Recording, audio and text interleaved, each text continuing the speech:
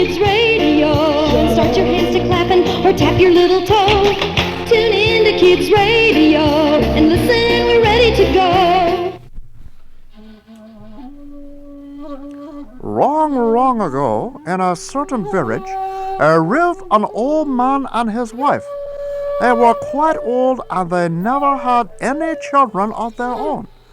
Because of this, they were sad and lonely. Every day they would say same thing. How wonderful it would be if we only had a child. What is a child, honorable old husband? Child, C-H-I-R-D, child, as in small human, honorable young wife. Could I hear you say cherry blossom, honorable old husband? Yes, cherry blossom. Ah, I see. If you say so, honorable old husband. At last, a baby was born to them.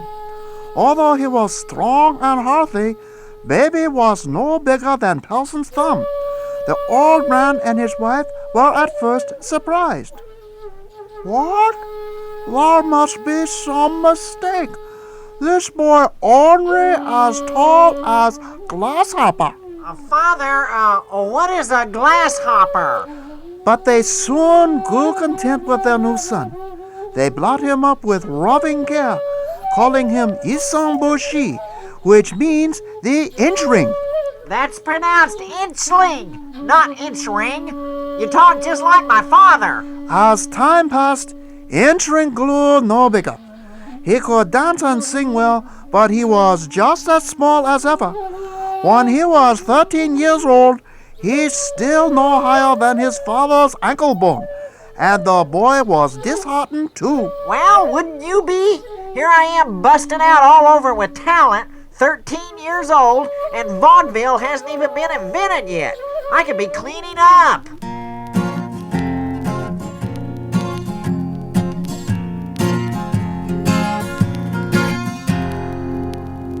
Mom came home from the store last night. She had bundles in her left arm and bundles in her right.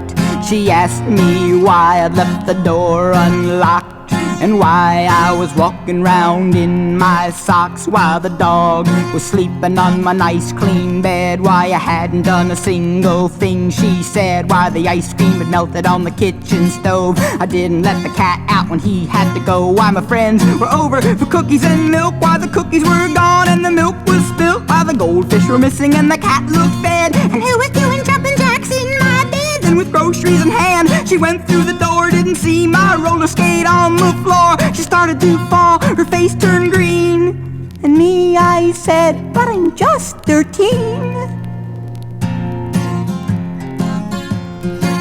And there was grape juice on the ceiling and splattered on the floor were the peanuts and the pickles, and all across the door were the mustard and the mayonnaise, the watermelon too, the jelly and the Jiffy Pop, all sorts of gook and goo, like the cookies crossed the cabinets and the raisins on the rug, and melted across the tablecloth, a box of melted fudge, molasses on the light switch, syrup in the sink, honey on the hot dog, something sure did stink. Then the doggy grabbed the hamburger and Kitty grabbed the steak, and running out the open door, they ate and ate and ate. Mom, she started yelling, you should have heard her scream. And me, I said, but I'm just 13. Mom made me clean up all the mess I said I didn't do, but I did it all anyway, I swear I did too. I piled garbage 5 feet high, can't say I didn't try, in garbage cans and boxes and bags up to the sky. When Dad came home from work, he was tired as can be. I guess he was so tired, 'cause Daddy didn't see the garbage I had piled and the work that was so hard, 'cause when he hit them, they just splattered all over the front yard. Dad, of course, exploded like a pop that popped its lid. He yelled at me and said, now look what you just did. There was garbage on the driveway, garbage on the ground, garbage on my daddy, garbage all around, garbage on the bushes, garbage on the trees. And me, I said, but I'm just 13.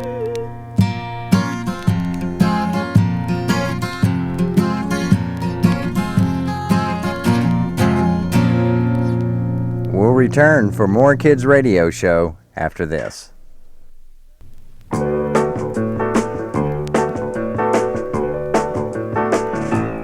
It's not easy when you're small. It's not easy when you're small. Well, it takes a whole lot of loving, a whole lot of shoving, a whole lot of giving, and a whole lot of living. It's not easy when you're small. It's not easy being a snowman. It's not easy in a sunny land. Well, it takes a whole lot of loving, a whole lot of shoving, a whole lot of giving, and a whole lot of living. It's not easy being a snowman. When I grow up, and it won't be long, I'm gonna sing this little song to every boy and every girl, so they can shout it all over the world. It's not easy being an elf. It's not easy even being myself. Well, it's loving, shoving, giving, living, good, bad, happy and sad. It's not easy when you're small. One day, the very tiny boy Inchling asked his parents for permission to go to the capital. He wished to try his fortune there. His old parents sadly agreed to let him go. My son, for your journey, I have prepared a few things. Here is a lacquered soup bowl to use as a hat, and here is a chopstick to use for a walking stick. Gee, thanks, Mom. How about you, Honorable Pop? You have anything for me? Just a bit of advice. Don't get stepped on out there in big wolves. They will barely be able to see you, Inchling. My name is Inchling, Pop. Inchling! Very well, Inchling. Here is a needle for a sword and a bit of straw for its sheath. Thanks. His old parents went with him to the edge of the village to see him off. They told him to follow a certain lode until he came to a liver. Honorable Pop, I don't understand. Why would I follow a load until I come to a liver? Because the liver will lead you to the capital. You may even wish to float on the liver. Why would I want to float on a liver? Yuck! Honorable Father means to say follow a road until you come to a river, not a liver. Well, why doesn't he just say so? And with those sad words, Inchling said goodbye.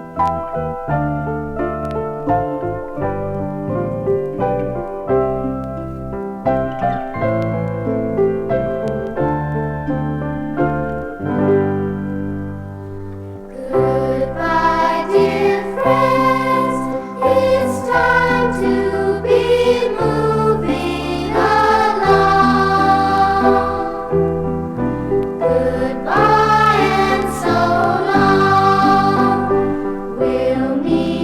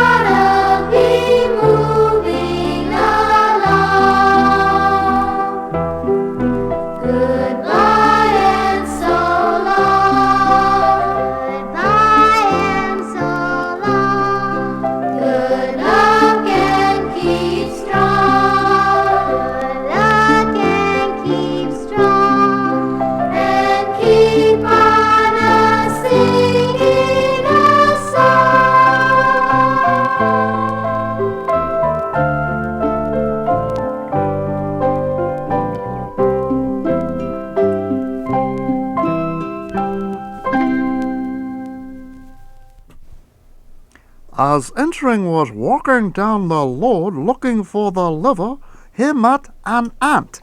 Hey, you're the smallest human I've ever seen. Please, Honorable Ant, could you help me? Maybe. I'm mighty tired of seeing my brothers and sisters get squashed under the feet of you humans.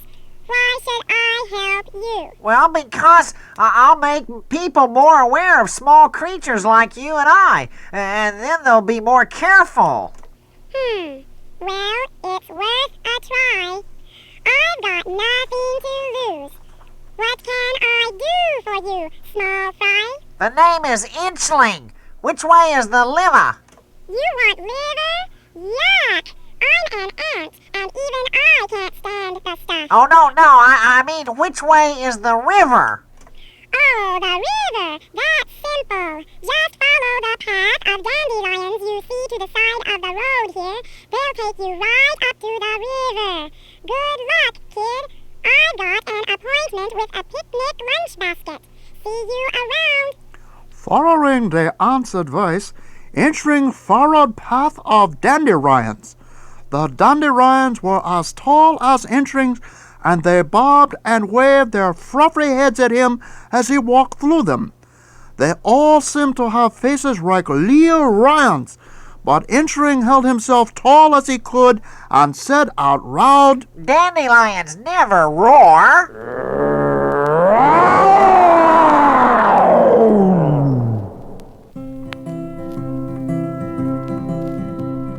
Dandelions never roar, not even once for fun, nor wave their tail in angry wail because they haven't won. Snapdragons never snap, no matter how they feel, except to try to catch a fly to brighten up a meal. Tiger lilies never growl and dogwoods never bark. I've never seen a pussy willow meowing after dark. Do you have any lions or tigers living in your backyard? Could a snappy dragon catch you off your guard? Would a tiger lily growl at you if you stopped to pull his tail? Would a dogwood fight with a cattail without fail? Dandelions never roar, not even once for fun, nor wave their tail in angry wail because they haven't won. Snapdragons never snap, no matter how they feel, except to try to catch a fly to brighten up a meal. Tiger lilies never growl and dogwoods never bark. I've never seen a pussy willow meowing after dark. If there is a jungle growing in your backyard, if it's full of dragons hiding in the dark, they're not so fierce, they're not so bad. In fact, they'll even make you glad. About them you can sing. Dandelions never roar, not even once for fun, nor wave their tail in angry wail because they haven't won. Snapdragons never snap, no matter how they feel, except to try to catch a fly to brighten up a meal. Tiger lilies never growl and dogwoods never bark. I've never seen a pussy willow meowing after dark. Dandelions never roar, not even once for fun, nor wave their tail in angry wail because they haven't won. Snapdragons never snap, no matter how they feel, except to try to catch a fly to brighten up a meal. Tiger lilies never growl and dogwoods never bark. I've never seen a pussy willow meowing after dark. At last, Inchling came to the liver. Well, here I am at the river. Now let's see, my Honorable Pop told me I may wish to float on the river to the capital. But if I try that, I may be a meal for a big-mouth fish in that river. Wait a minute. Honorable Mom gave me this lacquered soup bowl for a hat. I'm really getting tired of lugging it around. I could use it for a boat to float down the river in. Setting his soup bowl hat afloat on the river, and using his chopstick for an oar, entering low downstream. He soon became so tired, he tied up his boat in a clump of leaves, curled up and went to sleep. It seemed like he had just closed his eyes when dawn broke over the river. What? Oh, wow. Dawn really breaks around the river area. Wow. Well, my little muscles are sore from so much rowing yesterday. Well, no use delaying. I better start rowing again if I expect to reach the capital today. Sit down in your boat and use your arms as oars. This boat we will make it float, rowing with our oars. Rowing, rowing, rowing in the sea. Rowing, rowing, hey, just look at me. Rowing, rowing, rowing in the sea. Rowing, rowing, hey, just look at me. Sit down in your boat and use your arms as oars. This boat we will make it float, rowing with our oars. Rowing, rowing, rowing in the sea. Rowing, rowing, hey, just look at me. Rowing, rowing, rowing in the sea. Rowing, rowing, hey, just look at me. Hey, just look at me. Finally, I'm at the capital. I thought I'd never get here. Inchling brought his tiny boat to rest at the pier and climbed ashore. But what a lot of people there were in the capital! Rags to the right of him, rags to the left of him. Hey, watch it, you crazies! Oh, hey, you almost stepped. Hey, look where you're stepping. Hey, well, there's people down here. Me. Yeah. Oh, I've got to get out of this rat race. I'll be trampled. Inchling quickly turned his steps toward a place where there were fewer people and continued walking. Soon he came to a beautiful mansion. Hey, there must be some work for me here. Surely there is. Maybe somebody's home. I'll just stand here at the door and see if anybody's in there. Hey, hello in there. Anybody home?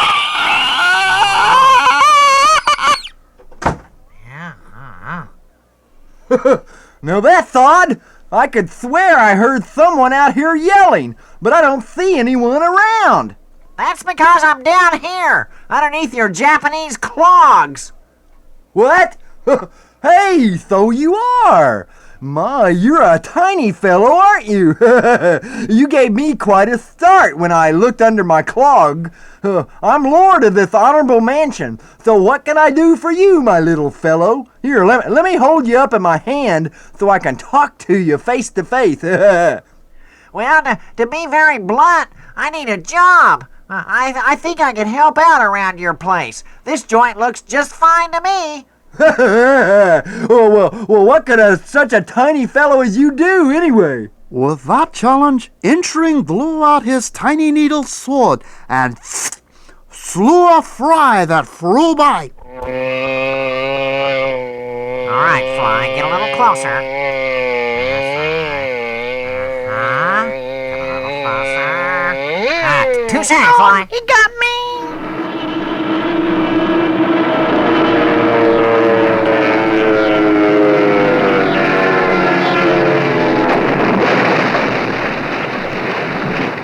Hey, that was a pretty nifty job you did on a fly. But what else can you do besides pest control, huh? Then Inchling jumped up on the old man's fan and performed a charming dance.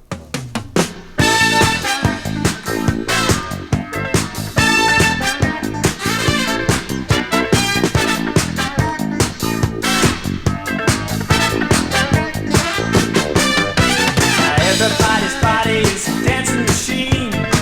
Come on and turn it on. Get into the motion and you see what I mean.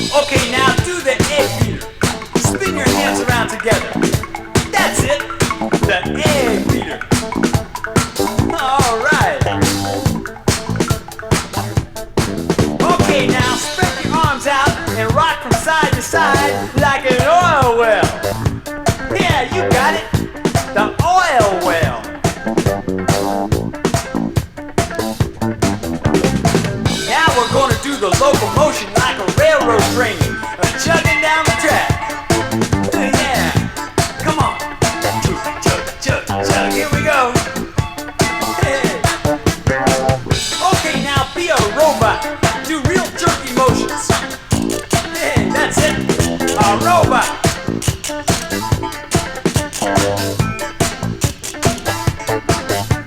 Now everybody fly like an airplane. Spread those wings. Come on, fly like an airplane.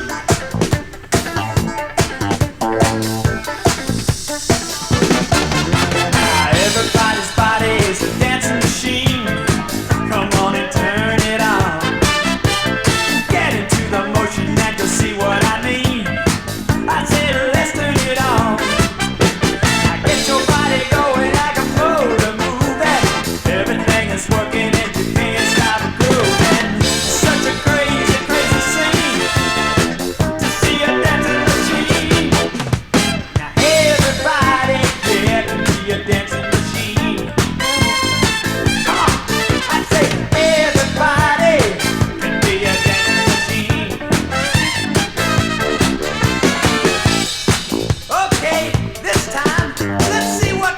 Machine you can be.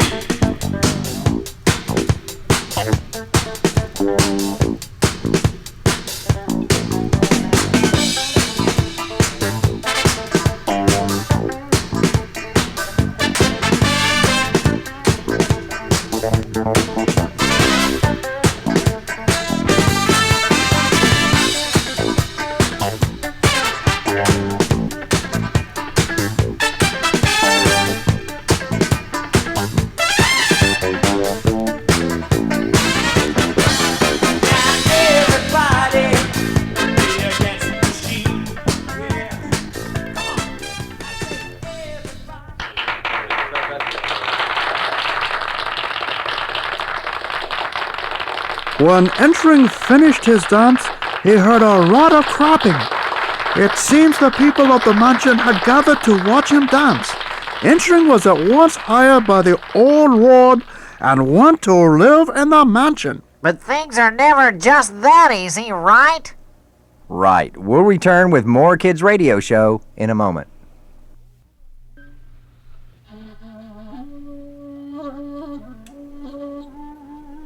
Now that Inchling worked in the mansion, most of his time was spent with the princess, the beautiful daughter of the lord of the mansion. Right. Now, Pipsqueak, your job today is to act as a paperweight. Hold down this sheet of rice paper while I practice me writing. Come on, chop chop. Oh, yes, beautiful princess, whatever you say. Another task was to line up the dice when she played backgammon. Okay, Inchworm, here comes the dice. Well, be careful, won't you?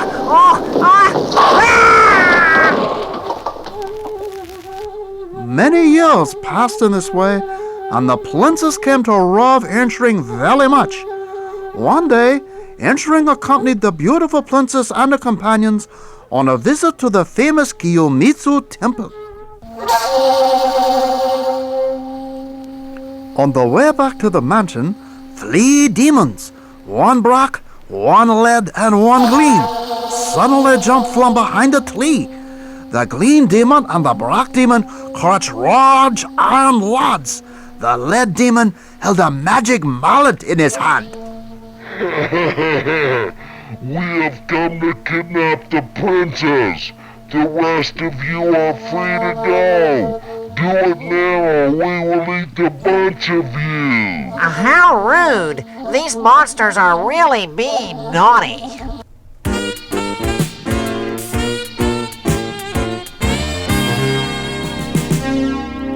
Hey, misbehaving monster, what makes you such a mess? Don't you know that good manners can help you at your best? Have you learned please and thank you? Can you say pardon me? Can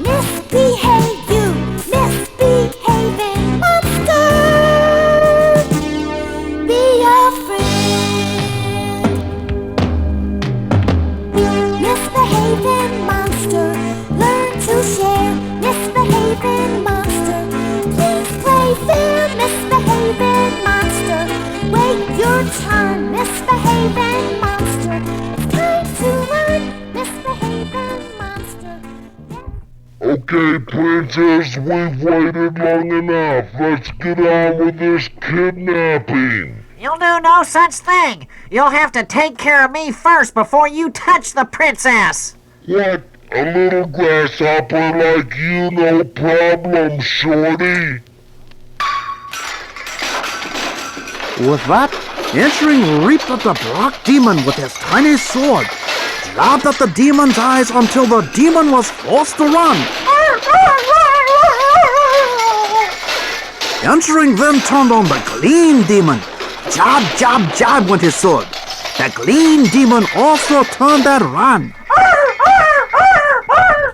That left the lead demon, and suddenly Inchling knew what he faced. It was the feared Gribigal. Off to bed, you sleepyhead. There's a story I will tell to send you off to dreamland. Are you ready? Sleep well, sleep well. There's a scary place I know of, and it's waiting to be found. It's deep and dark and dreary, and it's way down underground. No one ever goes there, the way is always barred. It's full, they say, of creeping things. It's the Gribigal's backyard. The Gribigal's a-waiting in the shadow by the stream. You'll know it when you see him. He's big and green and mean. He gobbles bugs for breakfast and spider soup for lunch. For dinner he eats boys and girls and drinks a bat wing punch. His bed is draped with spider webs and things that crawl and creep. He bumps and stumps and thumps along, the Gribigal never sleeps. Bones and stones and sticks and groans and moans and shrieks and lies. Pits and pots and rocks and rags. Shadows, wails and sighs. Now if by chance you drifted off to sleep or chance to dream, you'd best take care. Be ready. Beware.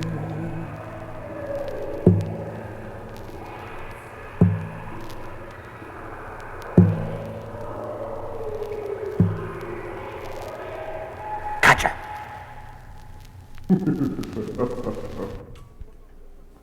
The Gribigal lushed at Inchling with an open mouth, ready to eat him on the spot.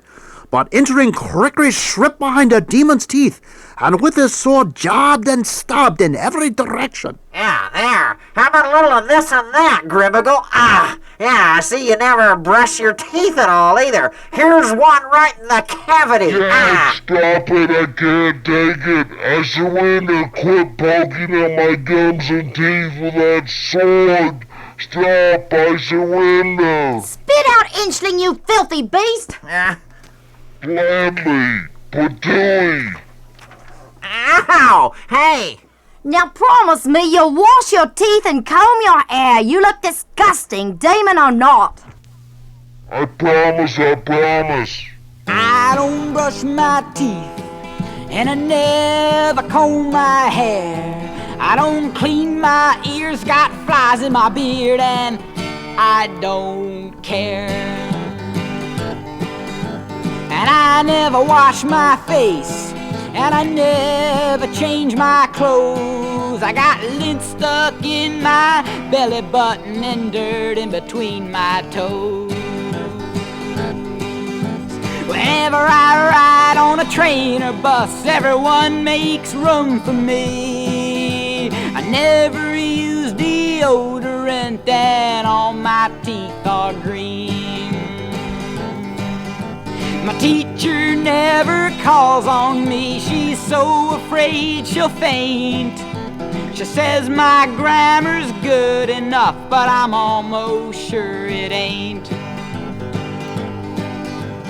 I don't brush my teeth, and I never comb my hair. I don't clean my ears, got flies in my beard, and I don't care.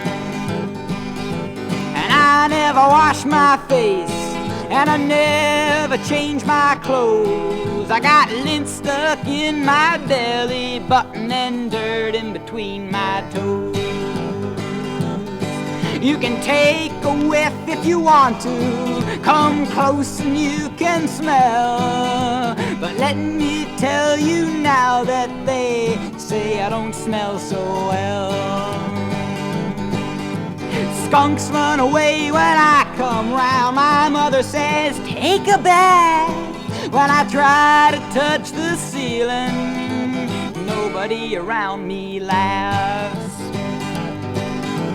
I don't brush my teeth, and I never comb my hair. I don't clean my ears, got flies in my beard, and I don't care.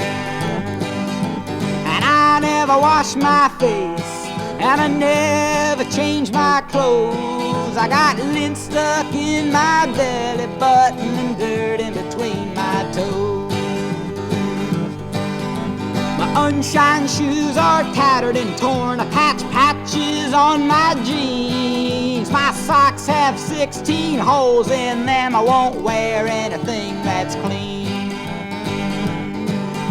My family won't speak to me except to say, please go.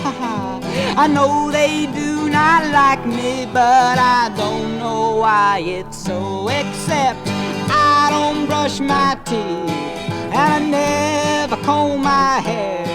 I don't clean my ears, got flies in my beard, and I don't care. And I never wash my face, and I never change my clothes. I got lint stuck in my belly button and dirt in between my toes.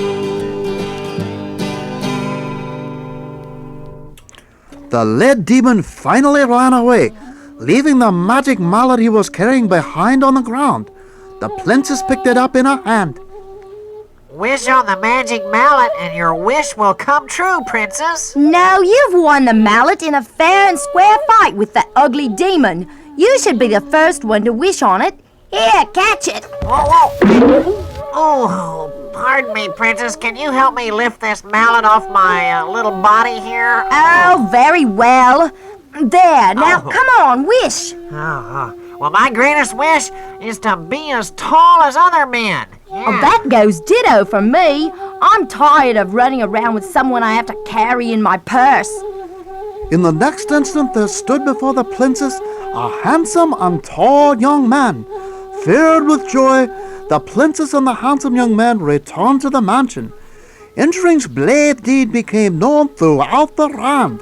He married the beautiful princess, and how proud his old parents were, and how happy they were when the son invited them to come and live with him and his beautiful bride. Hey, wait a minute here. Nobody asked me about any of this, and I'm the lord of the mansion. Well, where is that magic mallet? I've got a few wishes of my own to make. Yeah. If wishes was fishes, we'd eat till we died. If wishes was horses, the beggars would ride.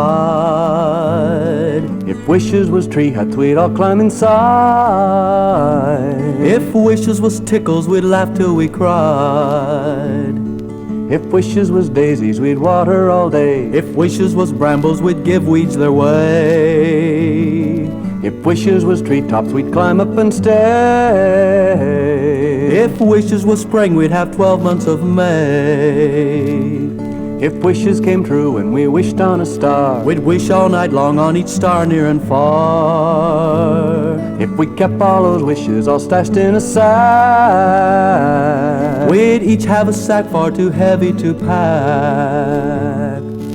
Each one of you has your own special wish, a super colossal but possible wish. If your wish came true just especially for you, what would it be and what would you do? If wishes was fishes, we'd eat till we died. If wishes was horses, the beggars would ride. If wishes was tree huts, we'd all climb inside. If wishes was tickles, we'd laugh till we cried.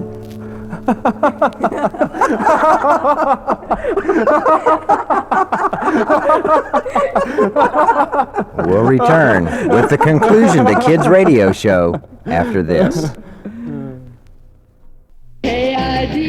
Hope you enjoyed today's episode of Kids Radio Show. All episodes are written or adapted by Kel Pickens. Kids Radio Show is co-produced by Carolyn, Meyer, and Kel Pickens. The part of the Japanese narrator and the old Japanese man was played by Pat Glass. Till next week, bye!